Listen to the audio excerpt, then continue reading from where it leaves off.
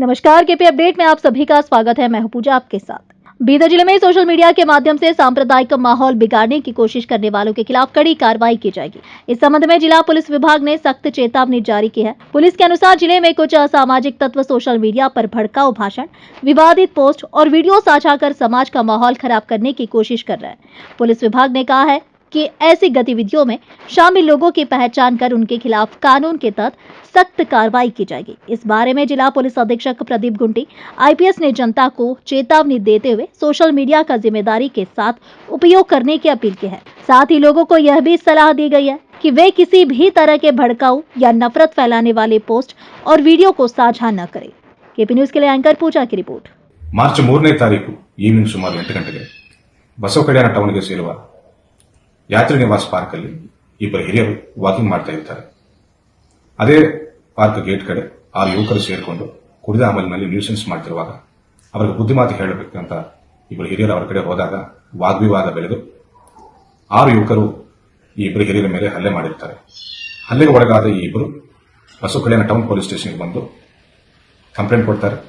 ಪೊಲೀಸರು ಪ್ರಕರಣ ದಾಖಲಿಸಿಕೊಂಡು 6 ಆರೋಪಿಗಳನ್ನು ಹಿಡಿಯಬೇಕೆಂದು ಹೊರಟಿದ್ದಾಗ ಸ್ಟೇಷನ್ ಮುಂದೆ ಒಂದು ಸಮುದಾಯಕ್ಕೆ ಸೇರಿದ ಜನರು ಸೇರಿಕೊಂಡು ಅಡೆತಡೆ ಮಾಡಿ ನಮ್ಮ ವೆಹಿಕಲ್ಸ್ಗೆ ಅಡ್ಡ ಬಂದು ನಮ್ಮ ಕಾರ್ಯಾಚರಣೆಗೆ ತೊಂದರೆ ಮಾಡಿದ್ದಾರೆ. ಅವರನ್ನು ಶಾಂತಿಯುತವಾಗಿ ಅವರನ್ನು ಡಿಸ್ಪರ್ಸ್ ಮಾಡಬೇಕೆಂದು ಪ್ರಯತ್ನ ಮಾಡಿದ್ರು ನಮಗೆ ಸಹಕಾರ ನೀಡದಿದ್ದರಿಂದ ಅವರ ಮೇಲೆ ಕೂಡ ಒಂದು ಪ್ರಕರಣ ದಾಖಲಿಸಿಕೊಂಡಿದ್ದೇವೆ. ಮೊದಲನೇ ಪ್ರಕರಣ ಹಲ್ಲೆ ಮಾಡಿದ್ದ ಆರೋಪಿಗಳನ್ನು ಅದೇ ದಿನ ನೈಟ್ 5 ಜನರನ್ನ ನಾವು ಹಿಡಿದು ನ್ಯಾಯಾಂಗ ಬಂಧನಕ್ಕೆ ಒಪ್ಪಿಸಿದ್ದೇವೆ. ಇನ್ನೊಬ್ಬ 6ನೇ ಆರೋಪಿಯನ್ನು ಕೂಡ ಹಿಡಿದು ನಾವು ಸದ್ಯ ಜುಡಿಷಿಯಲ್ ಕಸ್ಟಡಿಗೆ ನಾವು ಒಪ್ಪಿಸ್ತಾ ಇದ್ದೇವೆ.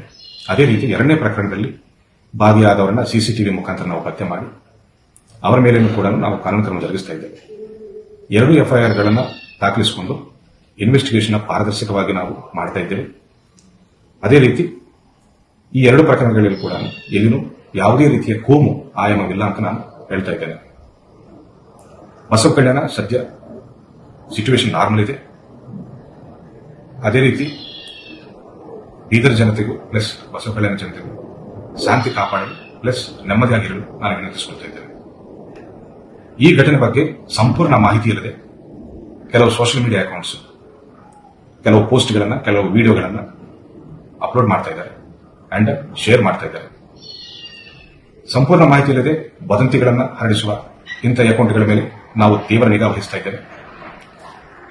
ಅದೇ ರೀತಿ ಈ ಪೋಸ್ಟ್ಗಳಿಗೆ ಉತ್ತರ ನೀಡುತ್ತಾ ಬೇಜವಾಬ್ದಾರಿತನದಿಂದ ಹಿಂಸೆಗೆ ಪ್ರಚೋದನೆ ನೀಡುವ ರೀತಿ ಪೋಸ್ಟ್ಗಳನ್ನು ಹಾಕ್ತಿರುವವರನ್ನ ಕಾಮೆಂಟ್ಸ್ ಮಾಡ್ತಿರುವವರ ಮೇಲೆ ಕೂಡ ನಾವು ನಿಗಾ ವಹಿಸ್ತಾ ಇದ್ದೇವೆ.